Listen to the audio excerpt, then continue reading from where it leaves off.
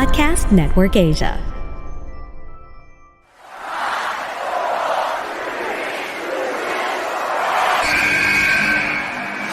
What's going on? This is Xavier Woods, a.k.a. Austin Creed. I said give me a hell yeah! Hey, this is Zeta Zane. Hello, WWE Universe in the Philippines. This is Charlotte. Talent is not sexually transmitted. You need to go back to the drawing board because your game absolutely sucks! Hey everyone, this is Jeff Cobb. I'm Lewis Howley. I'm Sam Scofield. We are pretty deadly. Yes, boy. Yes, boy. Hello, my name is Ilya Dragunov, the star, the NXT UK champion, and you're listening to the Wrestling Podcast.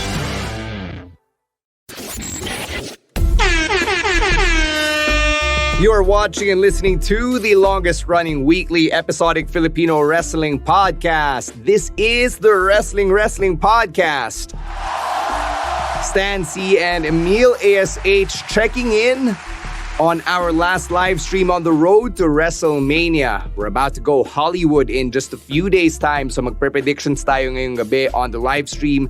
No Ro, no Chino, no Rowan, lahat sila busy. So what we did is we got some reinforcements. We've got some friends from GeekTalk PH, our partners for the WrestleMania Viewing Party. They're going to be joining us in a bit. We've got Galactic Shark and Legendenis, two of the founding fathers of GeekTalk PH. So that's going to be a lot of fun when they check in about a few minutes. But first, Emile, how do you feel being on your first road to WrestleMania as part of the podcast? I am so excited. And again, I said it earlier, this is the first time that I'm excited for WrestleMania for a long time. So now also being a part of this podcast, mas nakadagdag yun sa excitement level. And I'm also excited. I'll be in the venue for the first time for my first viewing party sa Skinny Mike's. I have always wanted to be a part of that. And now, not only am I going to be there, but I'm also a part of the podcast now for my first time being there. So I'm so excited. So happy for this Mania season. Yeah, maganda na nabanggit mo na yung viewing party, so let's promote that. We still have tickets, very limited seats remaining actually for our WrestleMania viewing party at Skinny Mike's BGC. That's happening on Sunday and Monday Manila time. Doors open at 7 a.m. kasi yung kickoff actually starts ng 6 a.m. pero wala naman atang kickoff matches. So 7 a.m. we're gonna let people in. Well, sina Emile will let people in. And it's gonna be a great time. The main show starts at 8. I hope si babyface producer Julio can put up yung ating graphic for the viewing party. But if you want to get your tickets, you can get them at snack.ph/geektalkph. All right? Again, that is snack.ph/geektalkph. Snack is one of our partners. Yun. Thank you for flashing it. Yun yung prices natin. Early bird rates still apply. No, actually, early bird rates no longer apply. Pero yung regular walk-in rates, yan, it's on your screen. 500 pesos for a one-day pass. And then for the two-day pass, it's 900 pesos. Yung stand and deliver, to answer your question, Derv, madaling araw yan ang Sunday. So malamang sa malamang, kanya-kanya tayong nood ng stand and deliver. But for those who want to catch WrestleMania 39, go ahead and check out snack.ph/geektalkph for the tickets. Thank you, babyface producer Julio. Now, Emile, tell the good people about what they can get if they become part of the Wrestling Podcast Patreon community. All right, it's WrestleMania season, and it's the best season to join our Patreon community by subscribing to our Patreon at patreon.com/wrestling podcast. Madaming perks ang pagsali sa aming Patreon. For example, our Discord community where we talk about everything and anything under the sun. We talk about wrestling, but also we talk about memes, fashion, sports. If you want to interact with your fellow podcast and yours truly as well, there's our Discord community. Also, we have our pasabays, which the next one will come during WrestleMania season. So ngayon na. So since madaming sale sa WWE shop, so if you want to get your authentic WWE merch, you can get it through us. And also we have the review content from the weekly wrestling shows like Raw, SmackDown, NXT, and Dynamite, and some local wrestling events as well. And by subscribing to our Patreon, you're supporting everything that we do here on the podcast. So again, the link is patreon.com/wrestling podcast. You can subscribe for as low as $5, or in our local currency, it's around 260 to 270 pesos. Wow, Emile ASH really stepping it up on the spiels. Yeah, napansin din ng ating mga listeners and viewers on the live stream that WWE has been posting on Facebook in Tagalog. Wala akong kinalaman dyan. Di ko alam kung kailan at paano nila sinimulan, sino yung copywriter, kung dinaan ba sa Google Translate. Wala akong alam. Di ko rin alam if aabot yung Tagalog audio sa Disney Plus for WrestleMania. We actually brought it up to our bosses and they were talking about it like about a month ago. So, di natin alam. We're hoping that you can finally hear yung Tagalog audio during the live stream and on demand when they upload WrestleMania 39. So, let's cross our fingers, our toes, and everything else that we can cross heading into WrestleMania. All right, we're excited to talk about Mania, but let's get some non-WrestleMania news out of the way. We're going to start with this one from AEW, and that is the CM Punk Instagram story where he basically ranted about Jon Moxley, about Tony Khan, and about Chris Jericho, among other people. Yung iba, gino-joke nila on the internet na, hala, nag-drunk post itong si CM Punk. Sabi ni Punk in the post, he was accusing Mox and TK of trying to sabotage him by trying to get him to lose in a squash. And ina-accuse din ni Punk si Jon Moxley of not wanting to lose to him and pushing Punk to return bago pa siya maging healthy. So bumanat naman si Mox. He actually went on the sessions. The rant/episode came out earlier this week and Mox said on the record na ayaw daw niya mag-stoop down to that level. Kinlarify din niya na he was a free agent when he was talking about that night, that incident na binabanggit ni CM Punk. So, technically daw, he wasn't even under contract to AEW. So, he was doing Tony Khan a favor by offering a storyline para si Punk pa yung maput over. So, Emile, knowing what we know based on whatever is out there, what do you think of this next chapter in all this drama from AEW? I was thinking, why now? I mean, we have been living free without any CM Punk or any of this drama in the last few months. So here it is again. And pinag-usapan na naman natin to. Almost a year na since all of this has happened. Although, siguro kasi there were rumors na Punk might be on his way back a few weeks ago. May mga usap-usapan na TK and Punk had a series of meetings to discuss possible return. And I think those meetings didn't go so well. So Punk here went on a rant talking about this. Kasi ngayon lang ito lumabas itong mga sinabi niya. We never heard it from him during the media scrum. I watched CM Punk yung rant niya nung All Out. And napansin ko, he said there that he was already 100% healthy. He has a new foot and he is 100% healthy. So new foot? Talaga? Nagkabagong pa si CM Punk? No, like surgically, surgically repaired. Surgically repaired. So that's what he said. But here he's saying he's not completely healthy.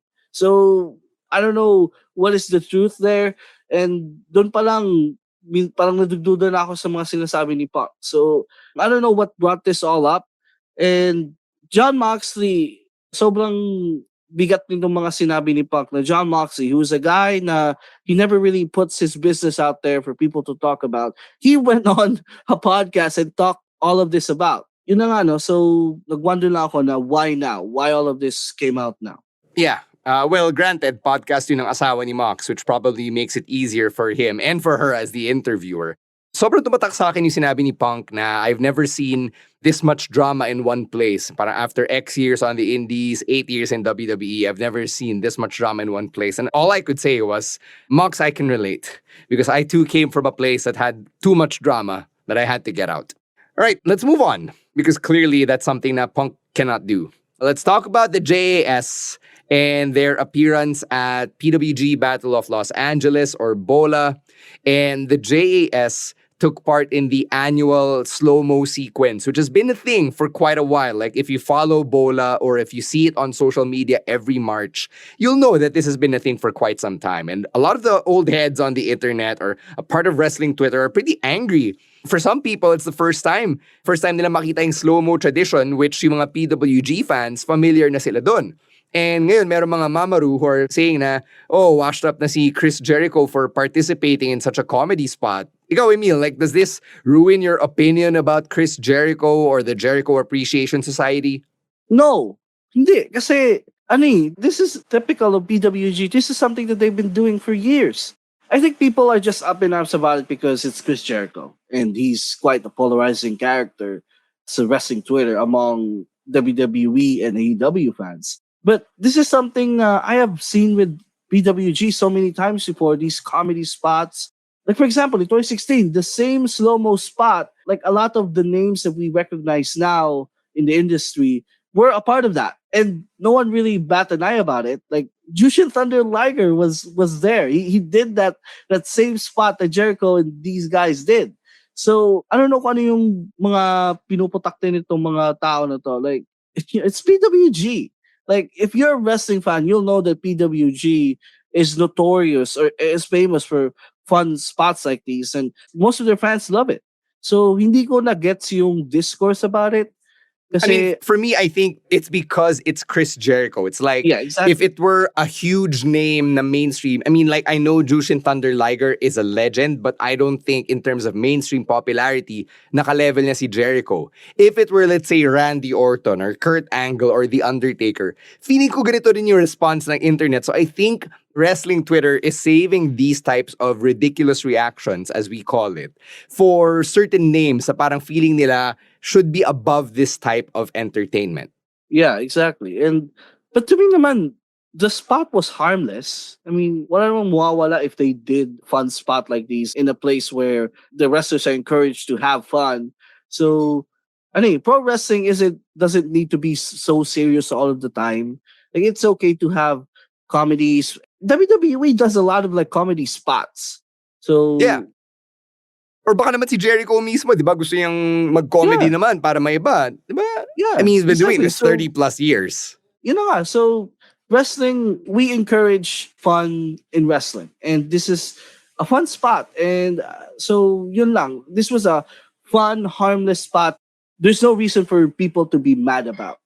Yeah, I mean, there have been more harmful things in wrestling that we have seen both in person and on TV that people are surprisingly okay with. So, etong slow-mo na hindi naman nakakasakit ng tao, kinagagalit nila, di ba? Yeah, so wrestling Twitter can be so weird sometimes. And this is one of those times. And it's not like this is the first time that it has happened. Right. Yeah, people should just get a life. Get a life. Learn to enjoy PWG or learn to enjoy other things in wrestling other than your herder, wrestling should only be this way type of opinion, right? Exactly. Okay.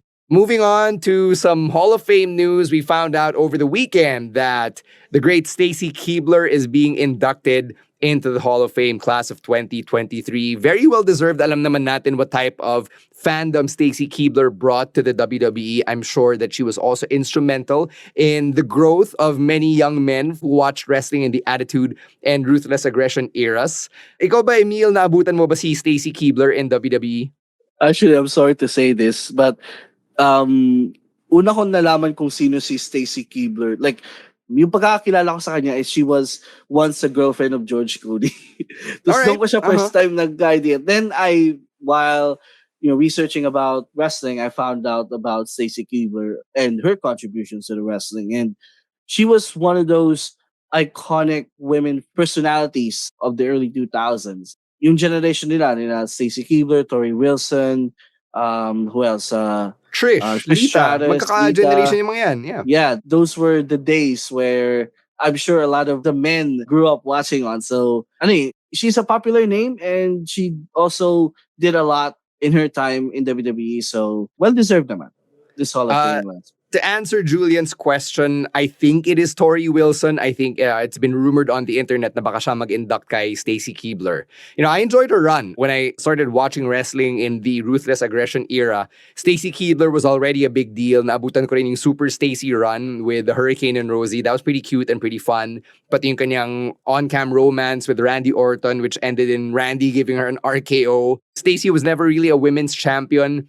She was never someone na parang you could consider to be on the level of a Becky Lynch or a Bayley in terms of in-ring capability, but the attention and the fandom that this generation of divas brought to wrestling itself, you can't diminish that, you can't minimize it, invalidate it, kasi they really paved the way for this generation of women's wrestlers. Kahit nasabihin mo na the stuff that she was most known for, yung parang not really stuff that WWE would like to glorify today, not really the most politically correct stuff. The fact that it was still a huge part of the program, it still drove a lot of eyeballs to the product. Diba? It tells you how important the divas of the time were to the on-screen product that we came to know and love. So, some of you will actually feel old as soon as you see yung highlights ni Stacy Keibler, like Awi is mentioning here in the comments, like how she was once called Miss Hancock in WCW. I know about that as well. So yeah, you're gonna learn something new about her if you're, say, Emile or Rowan's age pababa. I just want to say na I am glad na she's welcoming,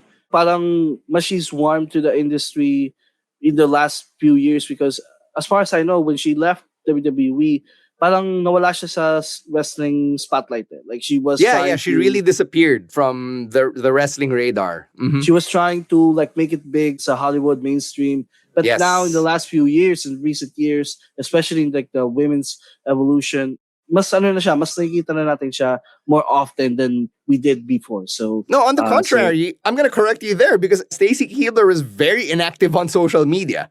Like you check her Twitter, her post announcing that she was in the Hall of Fame was her first tweet in like 6 years. So she really lived a low-key and low-profile lifestyle. And, motherhood looks good on her. She probably prefers to keep it that way. But this is probably one of those times where wrestling is calling her back into it. So good for her, I don't expect all of the wrestlers I saw growing up to want to get back in the ring for a Royal Rumble appearance in the 2020s. I'm happy that we get those appearances from the Trishas and the Litas of the world. But for Stacy Keibler, I'm just happy that she seems to be in a good place and that she's getting her flowers this weekend sa Hall of Fame. All right?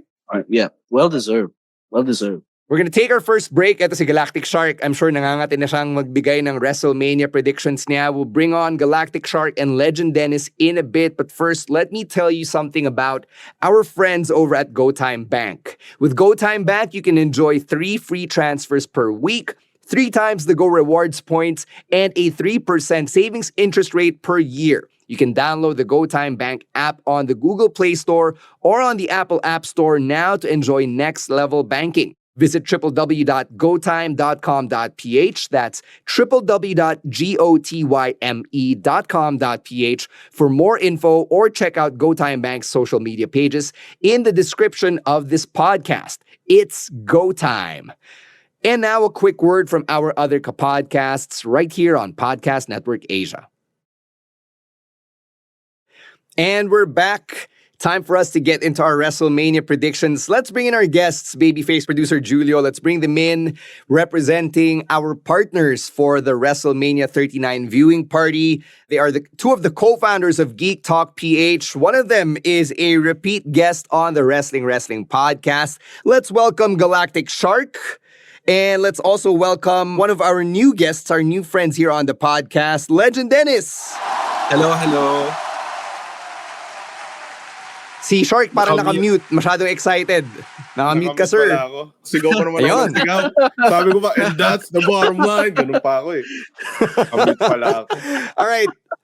Let's introduce our guests to the listeners on the live stream in case hindi pa nila kayo nakikilala. Ito si Shark, repeat customer na to sa Wrestling podcast. But for those who haven't gotten to know you yet, sino ba si Galactic Shark? Hello everyone watching the Wrestling podcast. Ako si Galactic Shark. You can call me Shark. I'm a content creator. Well, mainly on TikTok, and meron na rin akong Facebook. And I normally talk about Marvel and movies, pop culture.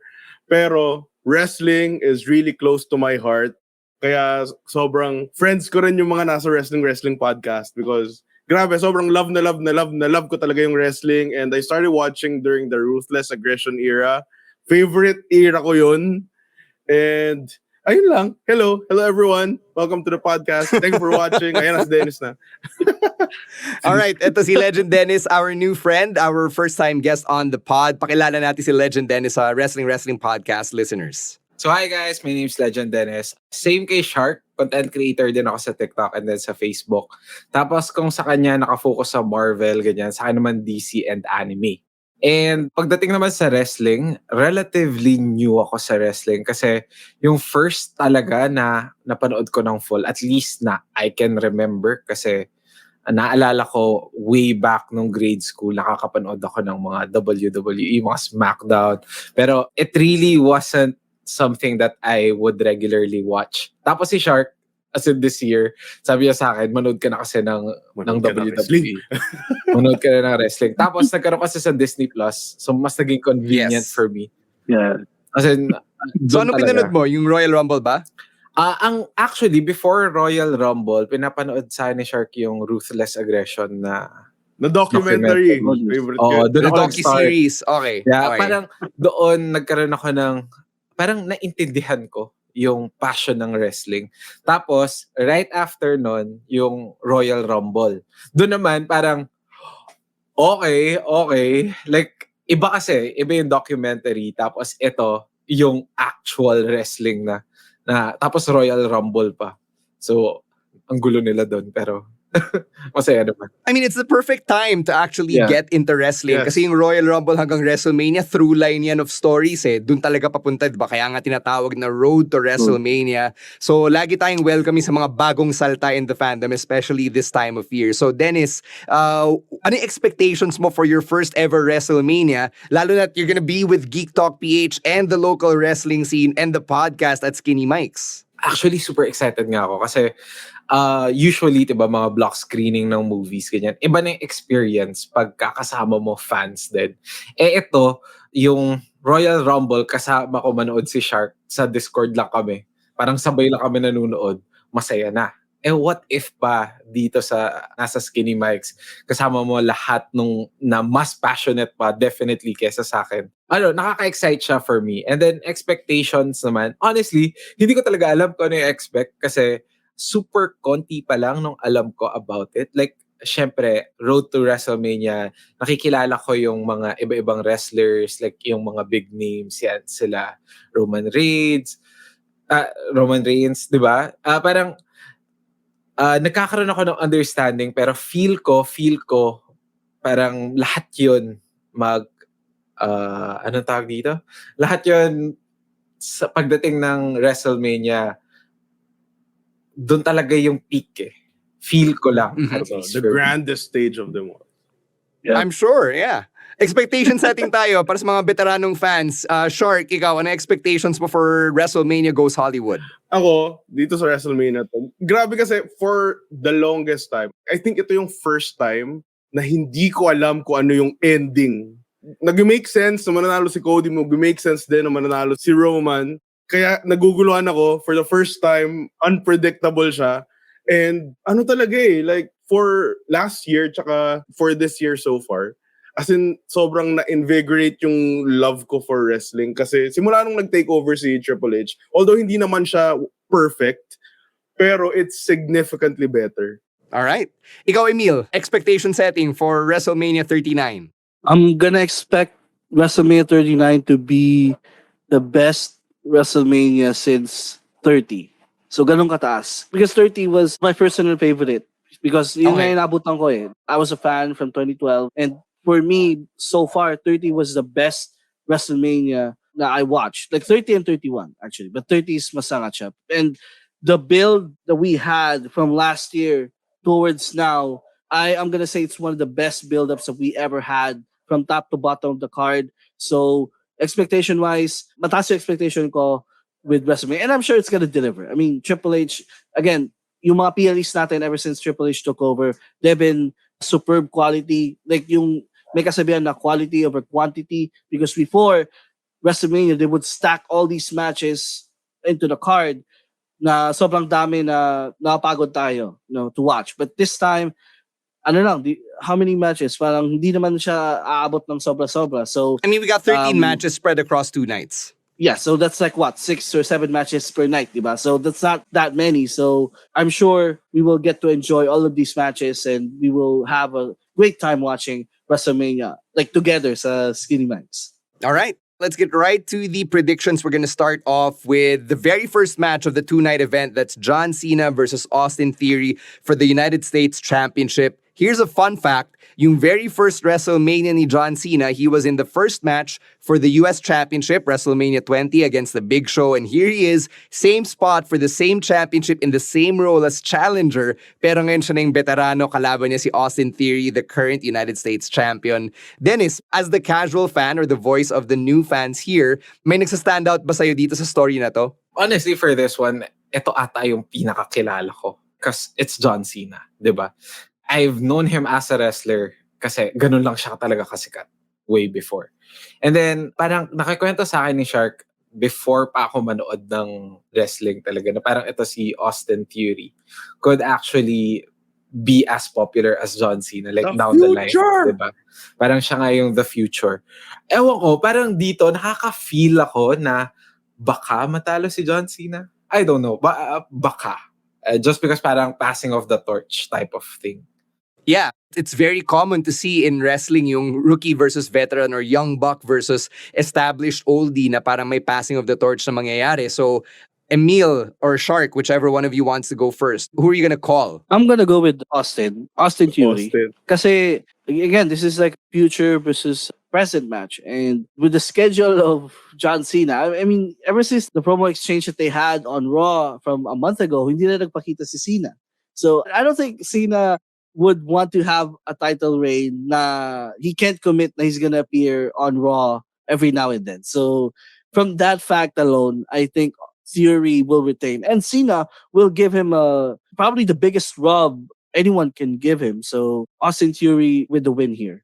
Yes. Okay, Shark? Austin Theory. No question. Cena's not gonna be a champion. Alam natin yan. It's 100% sure. Hindi na siya hawak ulit ng title because he's never around the WWE. And sobrang gusto ko kasi ako yung isa sa mga Cena lovers nung time na sobrang grabe yung hate sa kanya. Pero at this stage, sa age niya, sa schedule niya sa Hollywood, let's face it, is not gonna be champion again. So it's gonna be Austin Theory. Ikaw, Denis, kukontra ka ba? I mean, how wild would it be biglang nanalo si Cena, di ba? Pero, ewan ko, gets ko yun kasi super busy niya rin talaga sa Hollywood right now. I mean, kailangan namang kumita ni John Cena, di ba? Kailangan niya ng pambili ng kung anong binibili niya. So, parang unanimous tayo dito sa podcast that it's Austin Theory. All right, let's move on to this next one. Ito rin, hearkening back to the days of the Ruthless Aggression and Attitude eras. It's Becky Lynch and Team Bestie, Trish and Lita versus Damage Control. Hindi involved yung Women's Tag Team Championships dito, but Becky and Lita are the Women's Tag Team Champions. So, Dennis, as the new fan, familiar ba sa'yo sina Trish and Lita? Actually, yun yung sasabihin ko. For this, as in looking at them, hindi ko talaga kilala lahat. Like, si Becky Lynch lang yung sobrang matunog na name sa akin. And even her, hindi ko rin masyado alam. Again, medyo generally new pat talaga to sa akin. So, ano ako dito? Oh, wala ko alam. Okay lang, Shark. Let's introduce or let's make it exciting for Dennis here. Like, what does he have to watch out for in this 6-woman tag team match? Okay, so before, nag-form ng faction si Bayley, si Io Sky, at si Dakota Kai. Tapos yung dating tag champs. Dalawa sa kanila yung dating tag champs. Tapos nakuha ni Becky tsaka ni Lita. Kasi nag-interfere sa match si Trish Stratus. So kaya nagawa yung WrestleMania na match na to. Pero, eto, sabihin ko na yung prediction ko feeling ko Damage Control lang mananalo. Kasi they keep losing. And they keep losing. It's about time they win. Alam mo yun. Lagi na lang silang talo recently. So, I'm giving the match to Damage Control. Alright, ikaw, Emile. Actually, I'm going to say the contrary. I think Becky Lynch and Trish and Lita will win this match because I think it's time for Damage Control to dissolve. Like, wow. Their run has ran its course for me.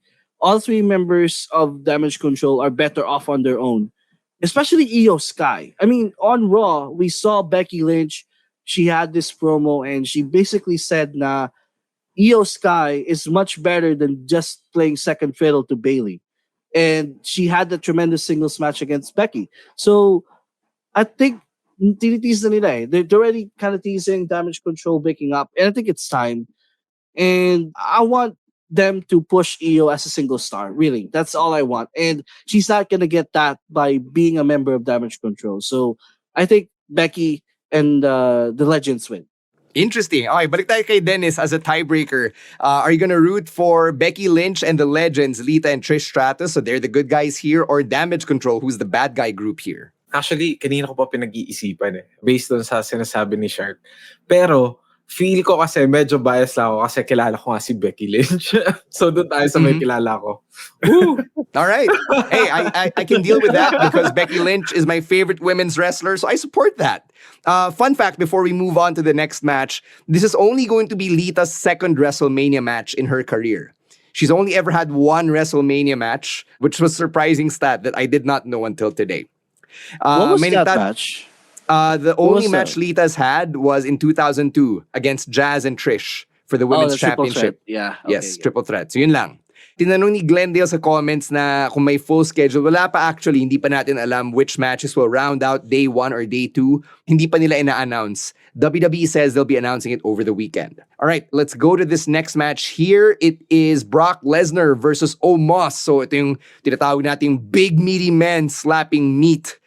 Denis, I'm sure you know who Brock Lesnar is. Yeah, of course. As in, sobrang sikat niya kahit sa UFC Have you seen Omos on TV? Not that I can remember. Feeling ko pag sinabi niya sa akin, baka maalala ko.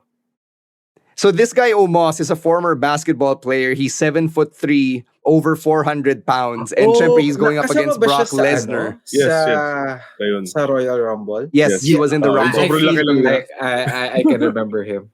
So when you have someone as huge as Brock Lesnar going up against Omos, do you think na Brock's gonna lose here, or do you think Brock is going to F5 Omos all 7 feet and 3 inches of him? Ako, honestly, dito, Brock Lesnar ako. Iba kasi yung talent ni Brock Lesnar. Ewan ko, for me. Like, yung overall presence niya. Kahit pa, siguro, comparing the two of them, kahit parang mas malaki si Omos, para sa akin, iba yung dating ni Brock Lesnar. I'm sure, yeah. Not surprised to hear you say that because Brock Lesnar is still Brock Lesnar. Ikaw, Shark, isa ka bang homo sapien or homosexual, yung tinatawag ng mga fan base ni Omos? Actually, this match can go both ways. I can see Brock putting over Omos, pero hindi ko talaga alam. Sobrang hindi ko alam kung sino manalo dito. I can see a WrestleMania moment na ini-F5 ni Brock Lesnar si Omos, na isa siya sa magiging highlights ng WrestleMania na to. Pero I can also see Brock putting over Omos. Pero pwede ding si Brock din ang manalo eh. Like, hindi ko talaga alam. 50-50 ako dito. Ikaw, Emile, bigyan mo ng dahilan si Shark na mag-commit.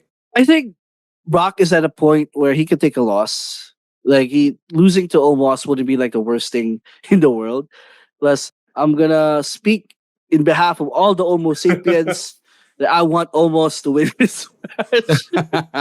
The attraction of this match is whether or not Brock Lesnar can F5 Omos. Right? Yun talaga. So, but as long as they don't go over like 5 minutes or so, I'm good with this match. Pero again, I want to see Omos because if they're gonna push Omos, like there's no better guy for him to defeat than the beast Brock Lesnar. So, I'm going with Omos here. Alright, may mga rumors pala na si Brock Lesnar, the last time he was on Raw, nagbabay siya dun sa locker room. Like, he actually went out of his way to say goodbye to the people that he would normally run into or people from the roster. Di natin alam how true, di natin alam kung anong ibig sabihin nun, kung aalis na nga ba siya ng WWE after WrestleMania 39. So, we'll see what happens after this huge matchup. In the meantime, we're going to move on to the Raw Women's Championship match between Bianca Belair, who's been champion for an entire calendar year, taking on Asuka, who has taken on this new side of her character, new side of her persona, and very reminiscent of her days in Japan when she went by her real name, which is Kana.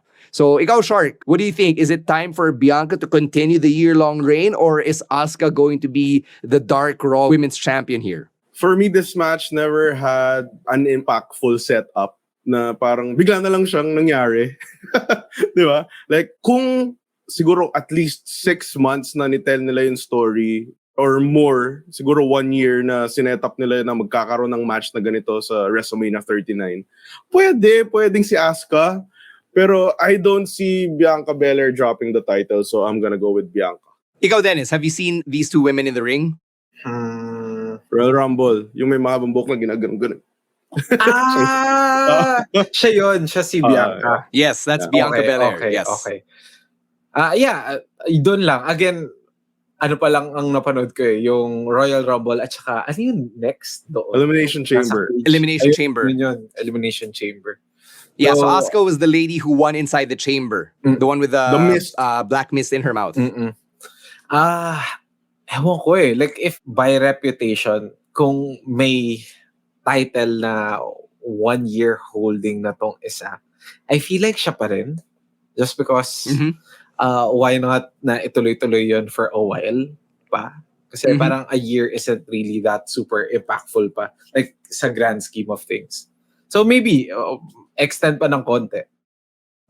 All right. Ikaw, Emile, are you going to complete the sweep for Bianca here? Now I'm actually going on the contrary again, and I will say Asuka because it's her time. She has a new gimmick, and magbumukhang tanga yung bagong gimmick niya if she loses this title match. Like Derb here said in the comments, please give Asuka her first Mania win. Yes, one streak will end. One streak will end this weekend. Either yung undefeated streak ni Bianca or yung winless streak ni Asuka at WrestleMania. Plus, I think Bianca naman si Bianca? At WrestleMania. At WrestleMania. Like 2-0. Well, doon ako sa undefeated talaga. Mahilig ako sa streaks. Let's go. So, but yeah, it's time for Asuka naman to win the title. And I think Bianca naman has done everything na in her 1 year title reign. And I actually want for Bianca to siguro go after. I'm gonna explain siguro on the other women's match. So, but with this match, I'm going with Asuka. All right. Let's move on to the match featuring the birthday boy, Logan Paul. Ito, kilala nating lahat to. Taking on Seth freaking Rollins. Denis, ano yung reaction mo nung nakita mo si Logan Paul sa WWE? As in, nagulat talaga ako. Kasi nanonood kami ng, diba, Royal Rumble. Tapos bigla lumabas si Logan Paul. Parang ako, Logan Paul? As in yung Logan Paul? And then, may iba pa ba? Yun nga eh. Parang, as in, sobrang shocked lang ako na, wrestler na siya? Since when? Like, wala akong kaalam-alam. Pero, honestly, isa siya dun sa mga reasons kung bakit ako super dahok sa wrestling. Kasi, yung agility niya. As in, super impressed lang ako dun sa agility niya. Lalo yung ginawa nila dun sa, yung nag-clash sila sa air ni, Ricochet. Ayun, di ba? Parang, what? Ano to? Yeah. Tapos nakakita ko ng mga clips niya sa TikTok na kung ano-ano yung pinagagawa niya na may time na nag-backflip siya palabas ng stage. Tapos, yung nagsa-straddle jump siya na, ewan ko, yung agility lang niya. As a former athlete also, na more on nagtatumbling, ganon. Sobrang na-appreciate ko yun.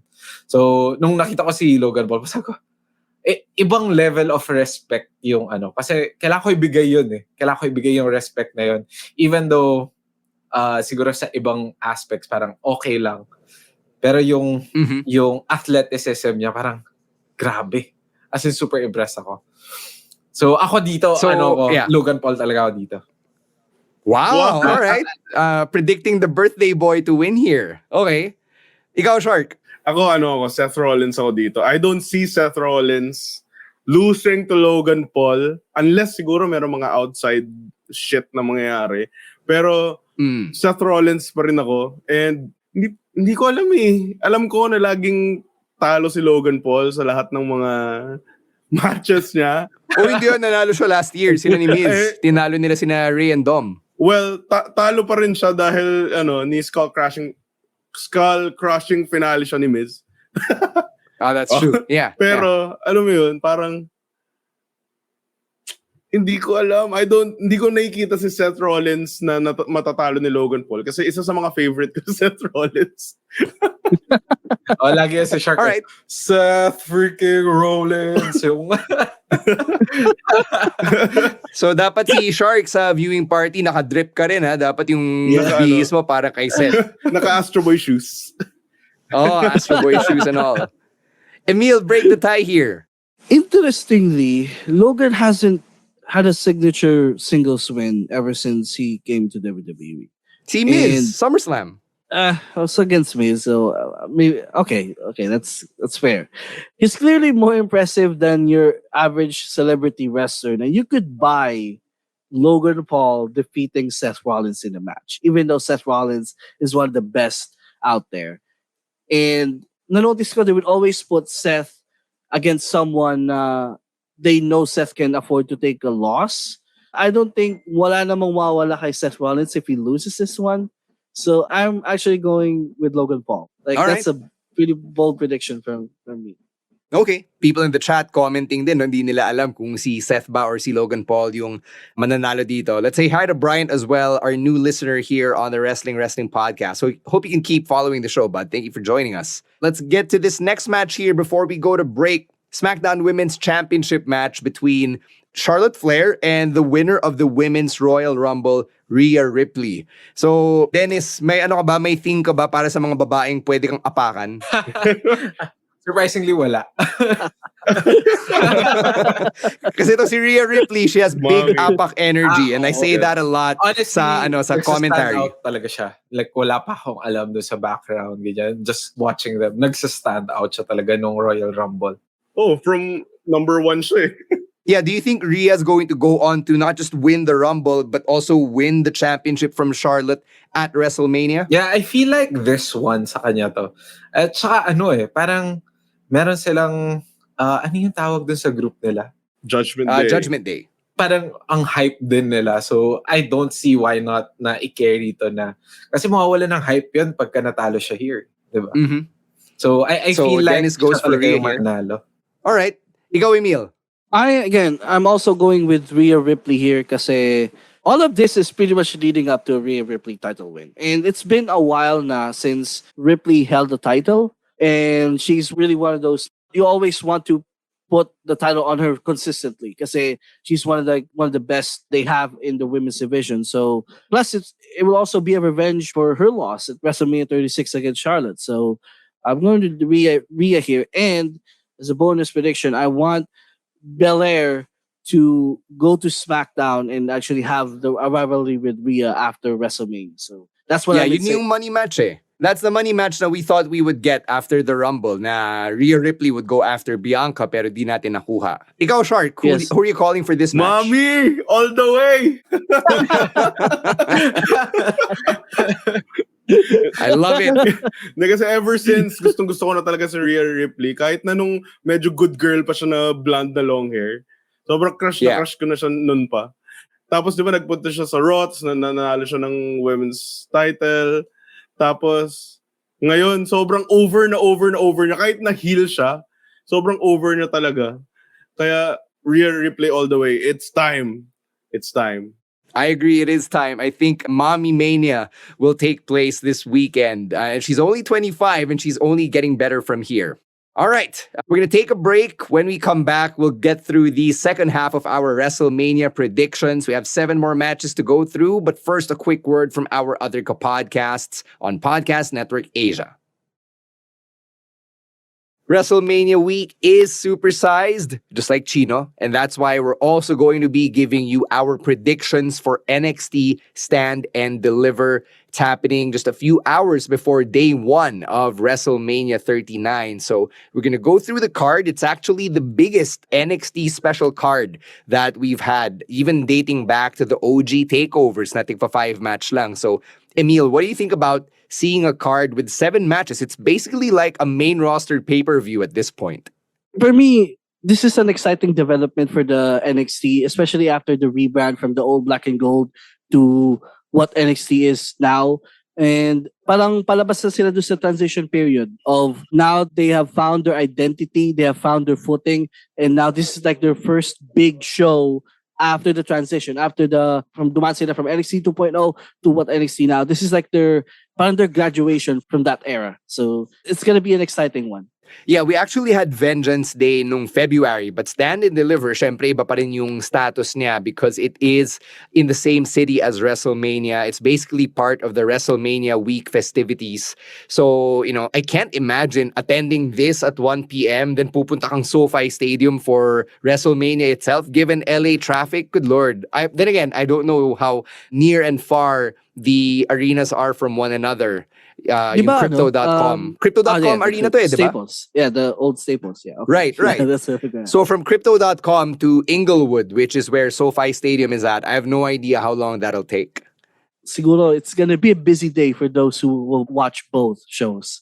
Yeah, so I'm actually hopping on Google right now. Let's see kung gaano kalapit yung mga venues. So from crypto.com arena, 18-minute drive by car papuntang SoFi Stadium. So You gotta pwede account for naman. the traffic. You gotta account for Pero the traffic. kung ma-traffic, doon ka madadelix. Pero hindi naman siya ganun kalayo. Parang lang daw, 10 miles, mga 20 kilometers. Tama ba? 10 miles, 20 kilometers. Yeah. Yeah, medyo malayo-layo pa din kung isipin. Right, right. So, Pero problema na nila yun. Mga Amerikano naman sila.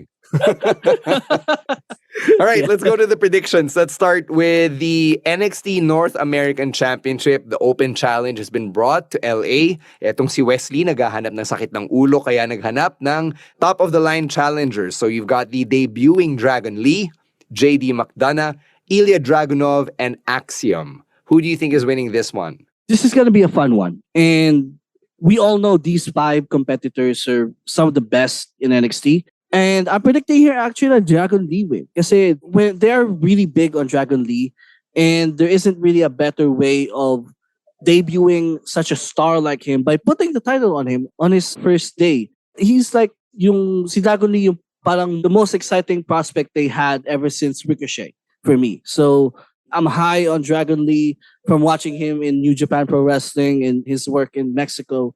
So I want Dragon Lee here to win this match.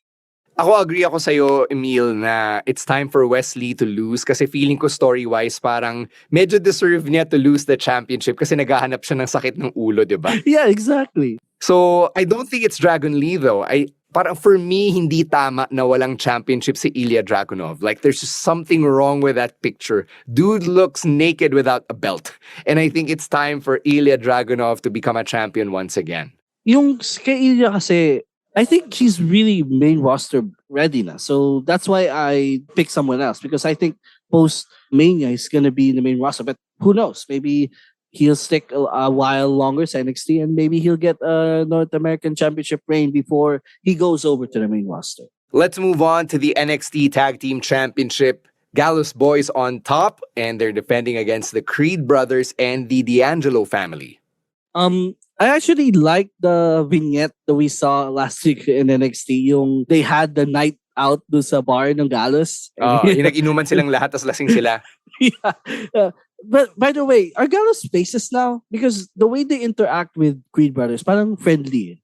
Yeah. Diba Gallus the... came in as heels and then they parang tweener sila at this point. Like, depende kung sinong kalaban nila and depende kung ano yung situation. Gallus has kind of been that way din dating back to NXT UK. So, they're really tweeners. So, honestly, na-entertain ako sa Gallus right now. So, plus for me, it's too early for them to lose their titles. So, I'm gonna go with Gallus here for the win. For me naman, I get what you mean when you say na it's too early for Gallus to lose the championships, but I think that the Creed brothers kind of need a WrestleMania week moment. I think they're a safe pick to win as well. Pero yung D'Angelo family parang may momentum din lately eh. I don't know. Exactly. It can really go any of the 3 ways and I'll be happy. Pero my official prediction is the Creed brothers. Yeah, you can't go wrong with the Creed brothers as well. I mean, they've been proven. Pero again, it's the same thing I have with Ilya. Na I think at this point, they've been in NXT since like the rebrand, right? Yeah. And then even before the rebrand pa, they were there. They debuted right around the rebrand time. Yeah, so probably it's time for them to be called up. So that's why I'm also not picking them. But you can't go wrong with either Gallus or Creed brothers or even D'Angelo family. All right, let's go to the women's side now. The NXT Women's Tag Team Championship. It's Fallon Henley and Kiana James defending against Isla Dawn and Alba Fire.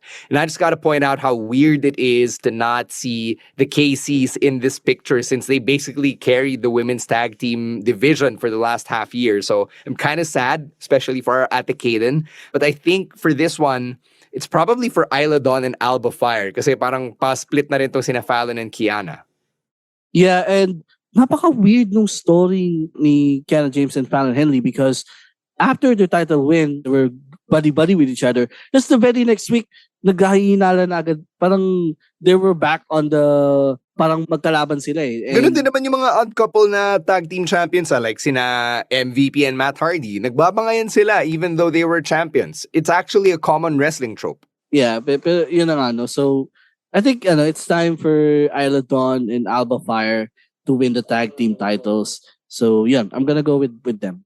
Next up, you've got the 8-person tag team match. It's Chase U and Tyler Bate versus the Schism, and the winner takes control of Chase U. So, sino magiging principal dito?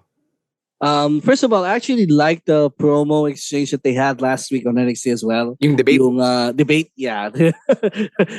I think Duke Hudson will betray Chase U finally because they've been teasing this since Vengeance pa. So, since after Vengeance. Schism here with the win, and I think Duke Hudson will join Schism as their Gusto muscle. ko yung naging de facto professor or dayong professor itong si Tyler Bate sa Chase U. He's like yung part-time na prof na he's just sobrang there chill na part-time. prof kasi part-time lang siya. Yes. So, but aside from that, I'll go with Schism kasi nasa kanila yung momentum eh. And I think they're in line for a push again after Mania. So, with the win, I'm gonna go with Schism. All right. Next, you've got the unsanctioned match between Johnny Gargano and former guest of the podcast, Grayson Waller.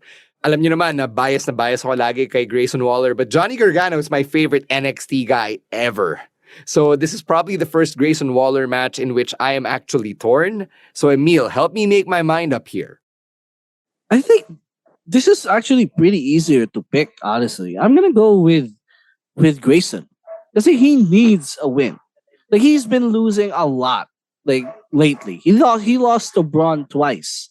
So I think he needs a great win here over an established star like Johnny Gargano. And who knows, I think Grayson is also one of those guys that I think is ready for a main roster call-up. So who knows, maybe this feud can be carried over to Raw or to the main roster once Mania concludes. So I'm going to go with Grayson here. And bonus prediction, this feud will go on sa main roster na after Mania, I think. Magpaparamdam ba si HBK dito? Yes, probably. Kasi the feud really started with Grayson and Shawn Michaels. Yep. Nag-substitute lang si Gargano because we all know Shawn Michaels is retired and he can't wrestle. Pero may, saka naturally may rivalry din kasi si Grayson and Gargano stemming from Gargano's last night in NXT. So, but HBK will certainly be involved in this match. All right. Let's go to the NXT Women's Championship. It's a ladder match featuring Zoe Stark, Gigi Dolan, Tiffany Stratton, Lyra Valkyria, Indy Hartwell, and the returning Roxanne Perez, who has been reinstated as champion. Hindi siya na-strip, and she's actually healthy enough to compete. And we've said on the pod before how unusual and odd this whole thing was na Roxanne collapsed and was not cleared to compete after defeating Meiko Satomura. And ano yung magiging fate niya and everything. I'm just happy Roxanne's back. I actually called this result na Roxanne would be the last participant kasi she'll get cleared. So parang ito yung underdog story niya. But I think a ladder match like this is also a reason, parang a good enough reason to have Roxanne lose the championship without seeing her get pinned. So that's where I'm at here. And it could go to any of these women, actually. But if I had to pick one, I would say that the momentum is actually with either Gigi Dolan or Tiffany Stratton. For me naman, I still think it's too soon for Roxanne to lose her titles. But that's a good point. A ladder match is a good way to put the title to someone else without the champion looking weak or being pinned. So if it's not Roxanne, if you had to pick someone else, I'll go with Tiffany Stratton. She has been parang hinahype na nila si Tiffany Stratton ever since she came back. And I think she also is one of those wrestlers who really shined after the rebrand. And she's one of the staples already in NXT. And I think it's time to give her the title, I guess, for me. So, although if Roxanne is going to lose this match, she could be main roster ready after Mania, I think. Because, she's already great. She's already a great... Para sa'yo, main roster ready na eh. Yeah, kasi medyo matagal na din sila sa NXT. So, Roxanne's only been there for like a year. Not even a full year yet. Or maybe just a little over a year. Naging champion na kasi siya eh. So, in NXT, naturally, when you became a champion, when you lose it, you're gonna go to the main roster already. So, Yeah, that's you using established patterns to dictate what happens next. Or to but predict with this what one, happens next. I'll go with either Roxanne or Tiffany. All right. Stratton. So you're having a Tiffany epiphany. Wonderful. Yeah. Let's round this out with the NXT Championship. Is Carmelo Hayes the one to defeat Braun Breaker? Yes, I have said this before. If there's a guy who can defeat Braun Breaker for the NXT Championship, it's Carmelo Hayes. So the easy pick here is Melo Hayes. But I am smelling something fishy lately with Trick Williams. Because Melo has been showing babyface tendencies in the build-up. But Trick isn't. Trick is still like the same old... He's still doing the same old heelish things that he was doing before. But Melo, parang ano na siya eh, parang papunta na siya sa tweener / babyface adjacent. And I think if Melo's gonna lose this one, it's because of Trick. But aside from that, the path here is Melo winning the championship and Braun finally, moving on to the main roster. So that's my prediction. All right, there you have it. Those are our predictions for NXT Stand and Deliver. Really looking forward to this huge weekend in wrestling. Sana may mga buhay at boses at lakas pa tayo after WrestleMania 39 is said and done. Let us know what you think about the predictions. Let us know yours as well. You know where to find us. It is at Wrestling2XPod on Twitter and on TikTok. Individually, it is at EML_Meister, at Gina Supersized, at Roiswar, at Monday Night Rowan, and at _Stan C.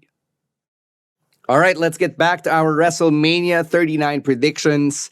Second half natin to. We're going to get to Hell in a Cell. It's Edge versus the Demon, Finn Balor. So matagal na nating hindi nakita itong Demon persona ni Finn. And for Edge, he steps back into Hell in a Cell. So yung veteran sa cell is really Edge here. Whereas itong si Finn Balor of the Judgment Day, it's his first time inside. Dennis, has Shark told you about what goes into a Hell in a Cell match? But that's like... Yung Hell in a Cell, no. Actually, hindi pa. Pero ang alam ko lang yung parang yung rivalry cage nila. match. Yeah, para siyang malaking cage match actually kasi mas may space sa labas para gumala-gala at saka kumuha ng weapons. Meron actually rumors na yung red cell which you're seeing in the background of this graphic, they're gonna retire that for now and they're bringing back the old silver chains for Hell in a Cell this year. So yun yung bali-balita coming out of SoFi Stadium. But Dennis, you mentioned you kind of know the story between Edge and Finn. So what do you think about it? Yeah, kasi ako, gigil ako sa kanila. Like, hindi kasi ako like, diba, meron na fan nung heel talaga. Like, gusto nila yung mga kontrabida. Ako naman, gigil ako na yung nangyari dun sa Royal Rumble. Diba? Parang, gusto ko sumali Ganon. And you didn't even see when Finn and Tinaria, when they smashed the chair into Edge's wife's head. Yeah, napanood ko siya sa mga clips. Pinapanood siya sa akin. So, as in, sobrang gigil. I want Edge to win. Hindi ko alam kung story-wise ba mas okay na mananalo siya or matatalo, pero I just want him to win. Yun lang. All right.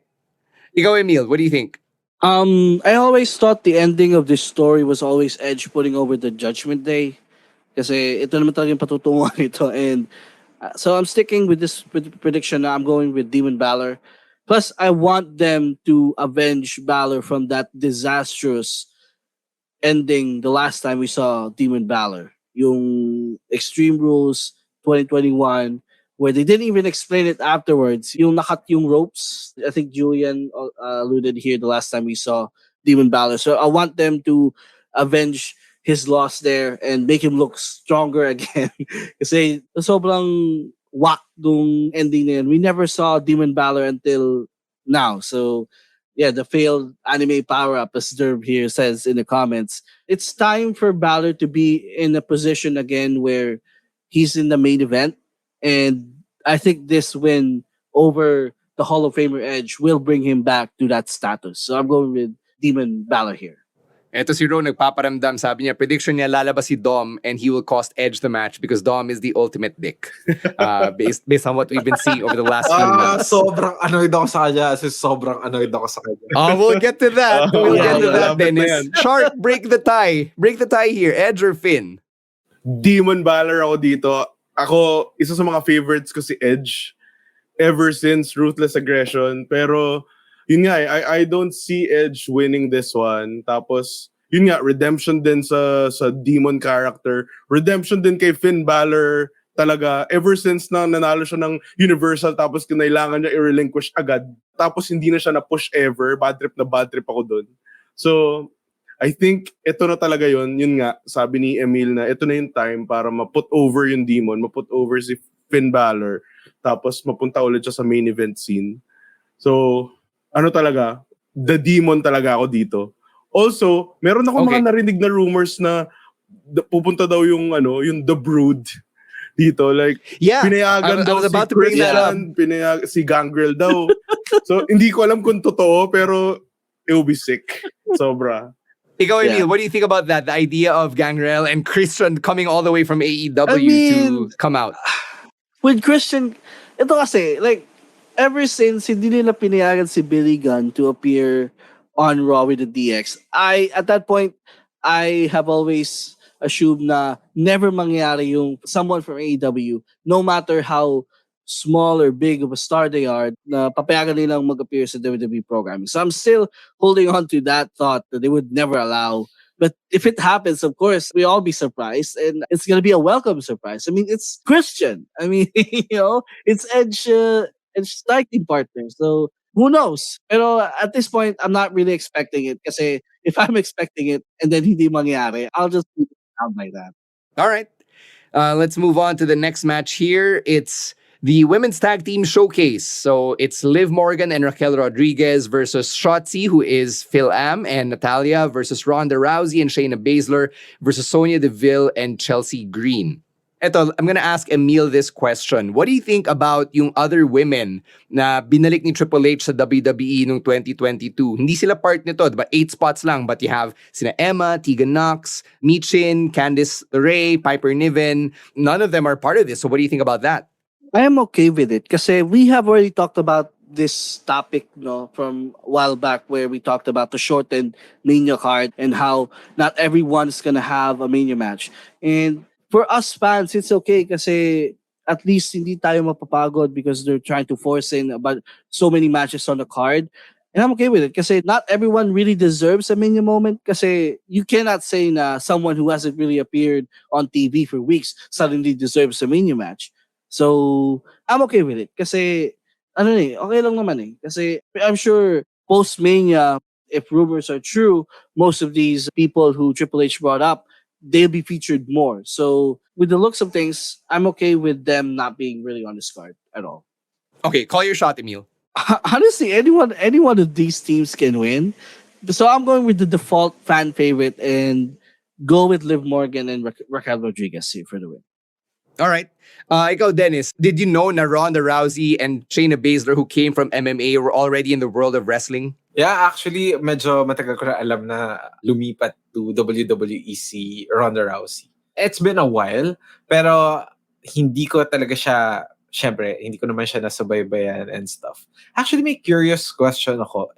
Is this match-up a 4-way tag team? Ganun yung laban. Yes, it's a 4-way tag team match. So, medyo shaky yung rules ng ganyan sa WWE. Minsan, dalawa lang yung nasa loob. Minsan, one representative from each team. And then you can tag in your partner. So, we'll probably see sa WrestleMania mismo how they're gonna work that.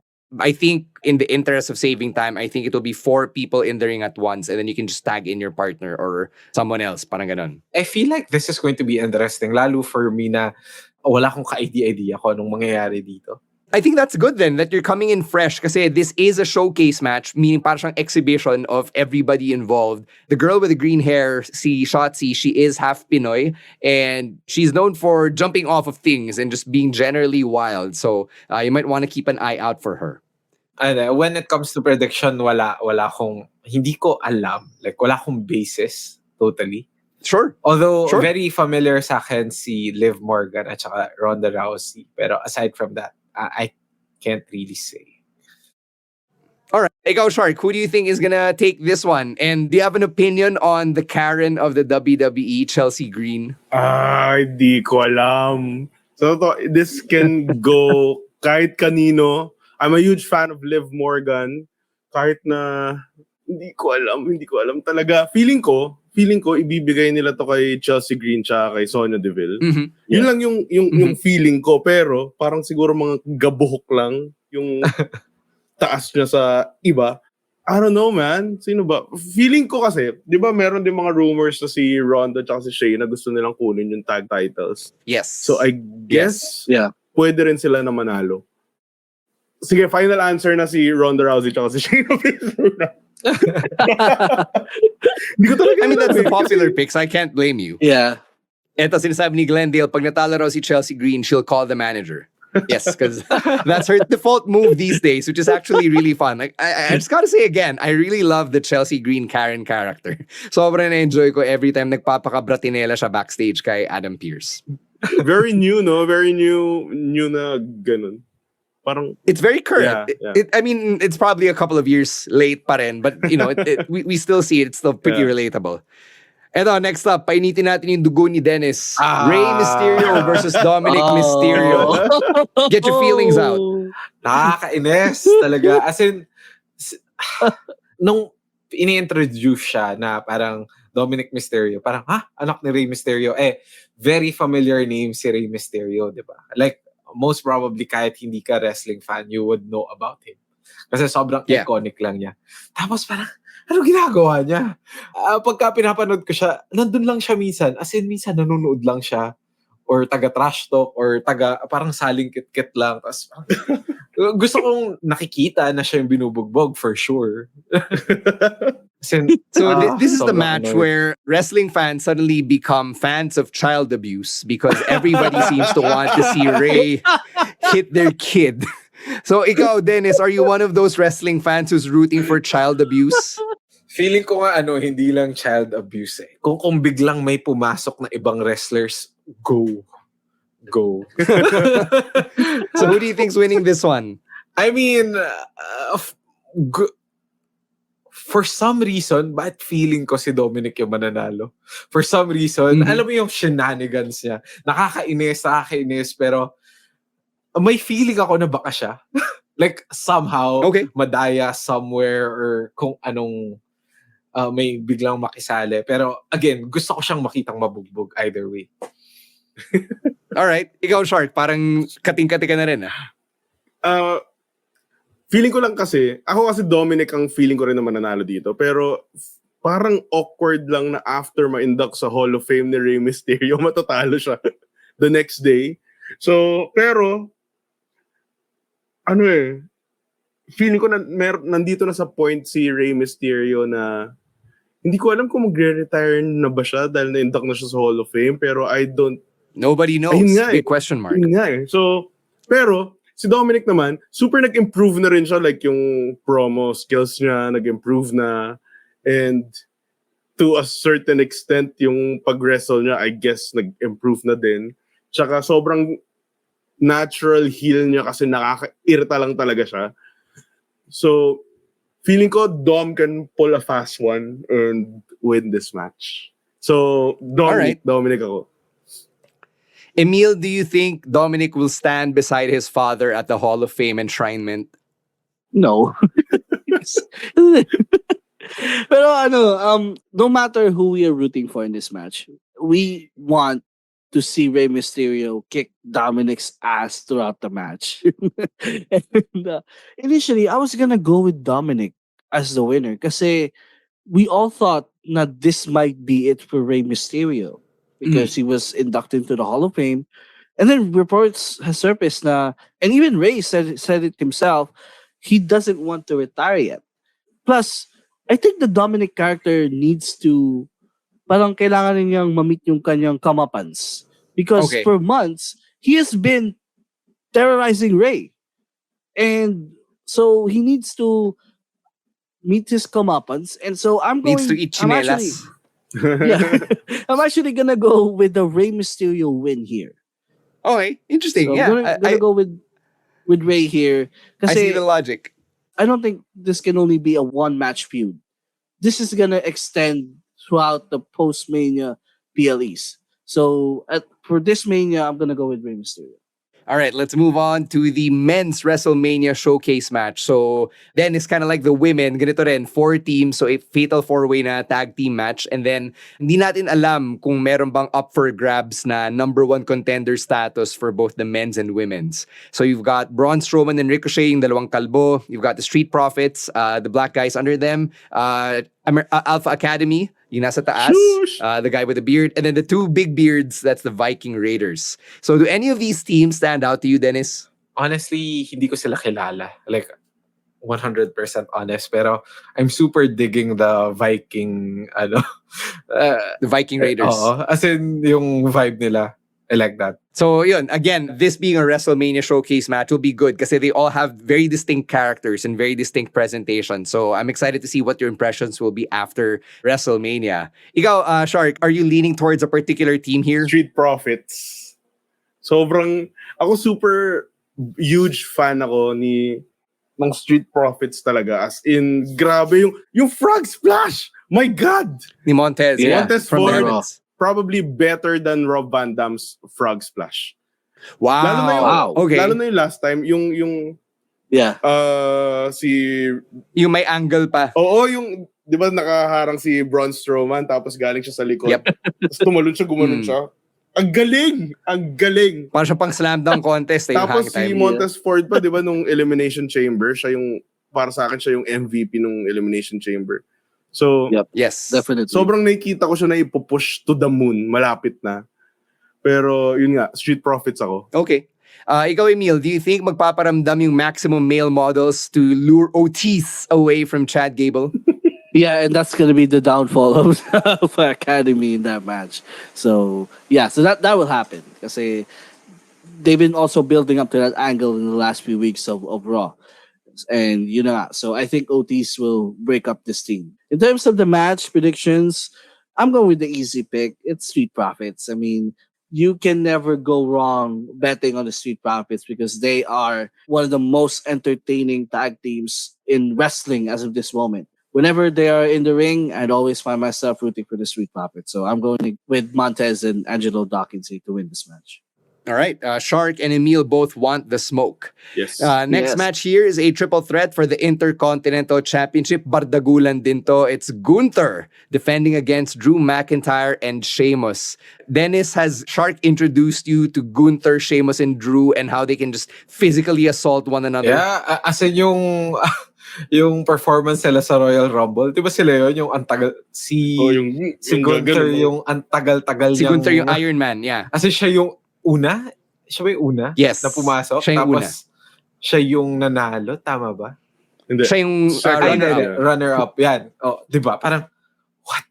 Ako, lang yung sheer endurance siya na nandun siya for that long. Parang, what? Tapos, lang sila, parang mga tank lang. Sila Drew McIntyre at saka si Sheamus. Di ba? So, Gunther's been Intercontinental Champion for over 250, 260 days at this point. Do you think he's still going to be champion coming out of WrestleMania? I mean, maybe. Maybe. Kasi, ang basis ko lang din talaga yung Royal Rumble. Kasi for this one. Mm-hmm. And if he survived that, I don't see any reason why not. Diba? All right. Shark, does Sheamus finally take the Grand Slam title here? Kasi Intercontinental na lang yung kulang niya. Gusto ko pa rin manalo si Gunther. The Ring General. Feeling ko I don't see him dropping the Intercontinental title soon. Or pwede niyang i-drop kung mag-main event na siya. Like, kasi gusto ko nang i-split talaga yung titles tapos maging dalawa na yung champion. Pero if ever man na i-drop niyo Intercontinental title, dun dapat yun na yung time para i-push siya for the world title. Pero ngayon, Gunther pa din. Okay. Emile, sweep ba? Gunther din? No. I am sticking with ever since Clash at the Castle, after Clash at the Castle ended, I already said it to myself, Sheamus is going to be the one to beat Gunther for the Intercontinental Championship. And pinaglaban ko yun for months. And I'm still sticking with that. I manifested that on my first appearance on this show. So I'm going to stick with my prediction. I'm going to go with Sheamus to complete the Grand Slam. I'm gonna go with Sheamus to win the Intercontinental Championship.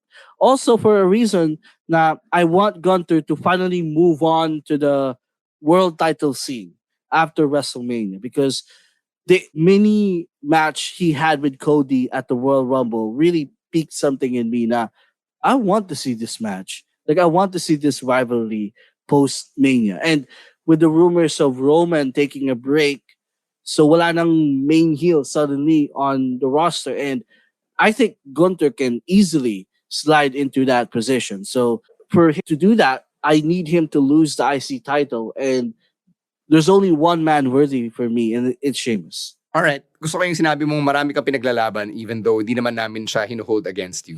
So, Hindi naman. it's nice to know you have a chip on your shoulder, Emile. Alright, punta na tayo sa pinakamainit na teleserye. Mas mainit pa sa Maria Clara at Ibarra or Dirty Linen or Batang Quiapo. It's the Bloodline drama. Let's start with the Tag Team Championship. The Usos, who've been champions for over 650 plus days, taking on Sami Zayn and Kevin Owens. Dennis, na-touch ka na ba dito sa teleseryeng to? Yeah, of course. Nung sobrang, nung pinapanood ko yung match nila, ni Owens nung huli, parang, ano bang mangyayari dito? Ano bang mangyayari dito? Parang ganun. Ewan ko. Do you think Sami and KO have a chance here to dethrone the Usos? Honestly, I'm rooting for them. As a 100%, I'm rooting for them. May feeling nga ako na baka may konting betrayal pa dun sa Usos. Like, why not? For added drama. Pero, yeah, feeling ko Sami Zayn at saka si Owens to. Alright. Ikaw, Shark. Ako kasi, nung time na isa ako sa mga tao na nagpo-push for triple threat. Alam ko maraming maayaw. Alam ko maraming mag-hate. Pero, isa ako sa mga tao na nagpo-push na si Sami, Cody, Roman before. Tapos ayoko siya na nasa tag division si Sami. Kaya sobrang nag-root talaga ako kay Sami, umpisa pa lang. Pero dito, I think it's about time na manalo si Kevin Owens at si Sami Zayn. It's about time na i-drop na ng Usos yung title. Also, kasi ako fan kasi ako ni Roman Kaya nahirapan ako So you're torn between two lovers. Nahirapan ako mag-decide. Pero most probably KO Sami Zayn. Ibigay na nila kay Sami yung win. So ito na yun. His big WrestleMania moment.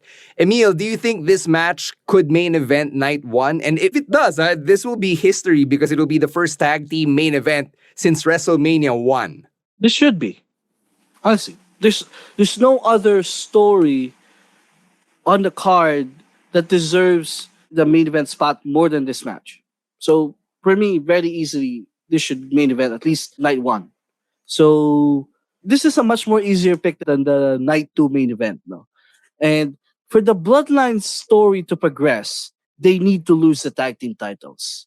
They're at the point na magka-climax na yung Bloodline story. Magka-climax. And the Usos need to lose the titles for the story to progress to where I think it should end. So this is an easy pick. I'm going with Sami Zayn, Kevin Owens. All right. Since you already mentioned the night 2 main event, let's get to it. Roman Reigns, Cody Rhodes, undisputed WWE Universal Championship. Emile, we're gonna start with you since nabanggit mo na rin. Saan tayo pupunta rito?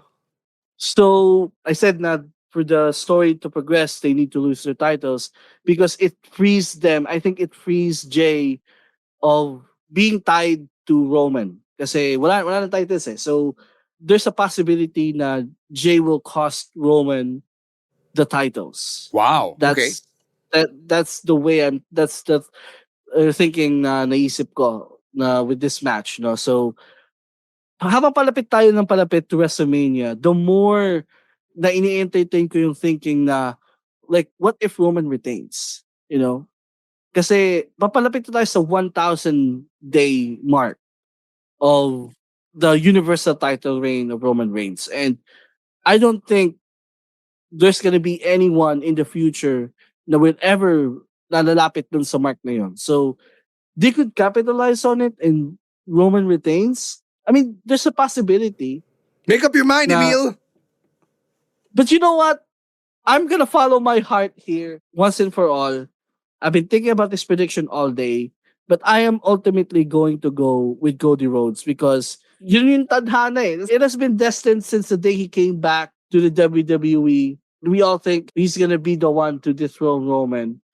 And I think magkakatotoo na yun at the main event WrestleMania. So no matter how much history would it be for Roman to surpass the 1,000-day mark, no matter how much of a great idea it is for Roman to retain the title, ultimately, he has to lose the titles. And there's no one better at this point to lose the titles than to Cody Rhodes. So I'm going with Cody Rhodes, ultimately. Denis, ready na ba yung puso mo for this one? Ito ang hirap eh. Kasi nasabi ko kanina, mahilig ako sa streaks. I'm rooting for, talaga, like yung 1,000 days. Pero, ang ganda kasi talaga ng story nung kay Cody eh. Like, siya eh. From the tragedy na nangyari sa kanya, di ba? Come on, like, hindi mo na ma-replicate yun eh. Kasi, mga real-life events to na, syempre, medyo ginamit na rin para ma-fuel yung momentum niya hanggang dito. Tapos, parang pagka natalo kasi siya, parang all of that, wala na. Although, yung impact pa rin nun, pagka natalo nga siya, parang may elevate lalo si Roman. So, there's that. So, ang hirap talaga na to, honestly. As much as I'm rooting for Cody, nakikita ko rin na pwede talaga si Roman. And ako naman, basta ako magsistick naman ako doon sa sinabi ko kanina na talaga ako sa streaks. Alright. So, Emile goes for Cody. Denis is going for Roman. Shark, you're gonna have to break the tie here, bud. Woo. So, ang ganda ng history ni Cody. So, nung nanalo siya ng Rumble, parang ito na, si Cody na talaga. It's set in stone na he'll finally get the WWE Championship to finally make Dusty proud. Diba? Yeah. And I know that he will, just not at WrestleMania. Feeling ko sa SummerSlam pa. Oh, that's a bold prediction. That's a gut punch for everybody convinced that Cody will win. All right, so feeling ko sa the official SummerSlam podcast pa. prediction is Roman. Okay. I did not wake up today and imagine that would happen, but here we are. I can see Shark's point of view here. Like, Cody's still the man, right, to beat Roman. Pero, like, it's always a matter of when. And pwede SummerSlam. That's actually possible. So, all right. Napaisip ako dun eh. Last question about this one. On a scale of 1 to Homelander, how Homelander will Cody Rhodes be at WrestleMania? 11. Nahirapan talaga ako dito eh. Kasi destiny ni Cody to eh.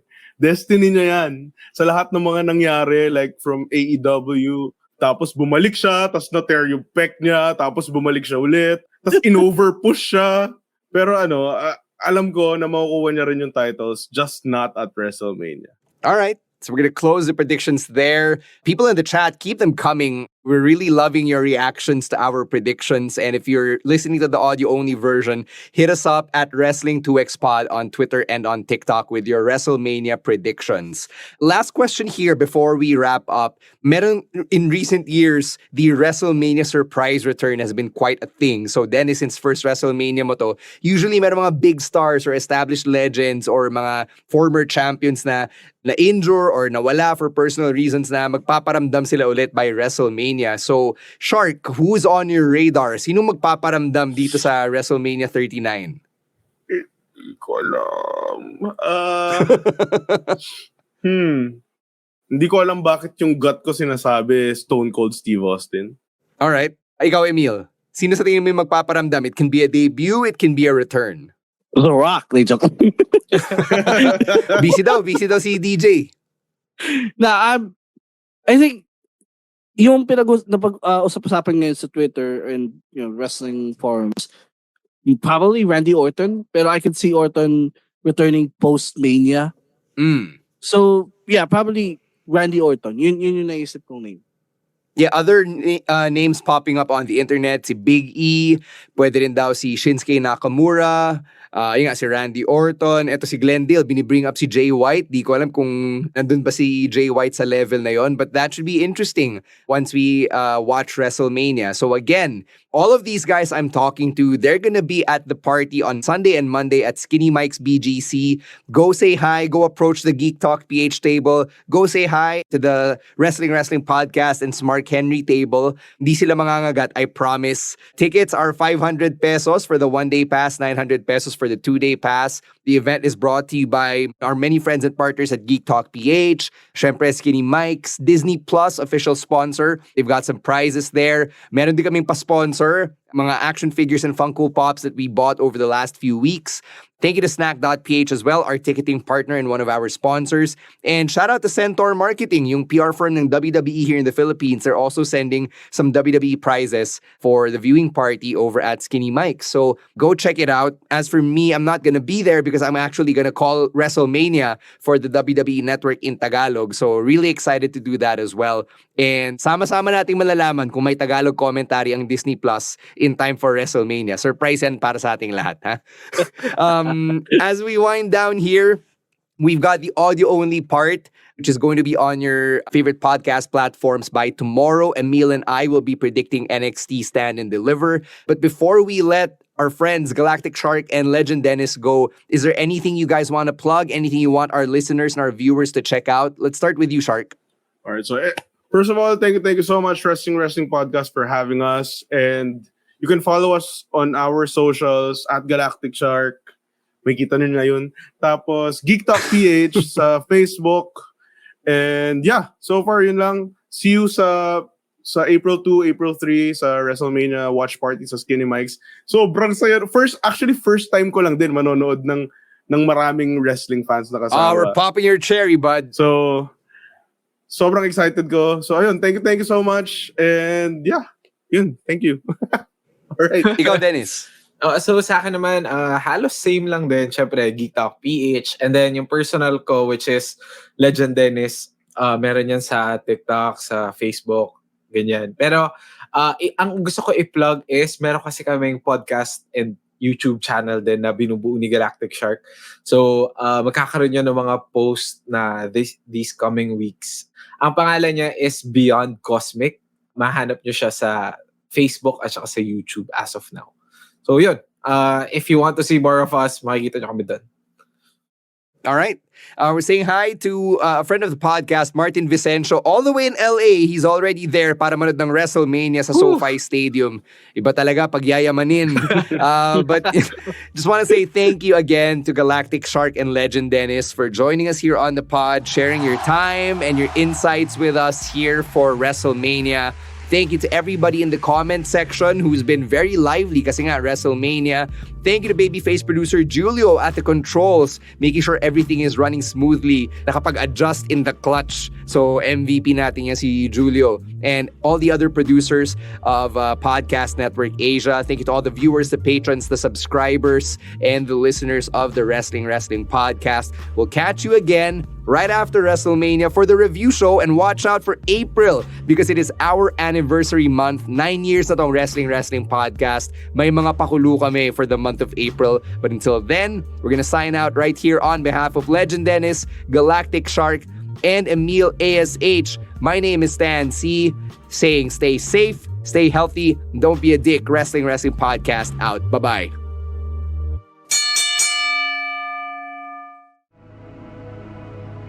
The views and opinions expressed by the podcast creators, hosts, and guests do not necessarily reflect the official policy and position of Podcast Network Asia, the hosts of the program, or other programs of the network. Any content provided by the people on the podcast are of their own opinion and are not intended to malign any religion, ethnic group, club, organization, company, individual, or anyone or anything.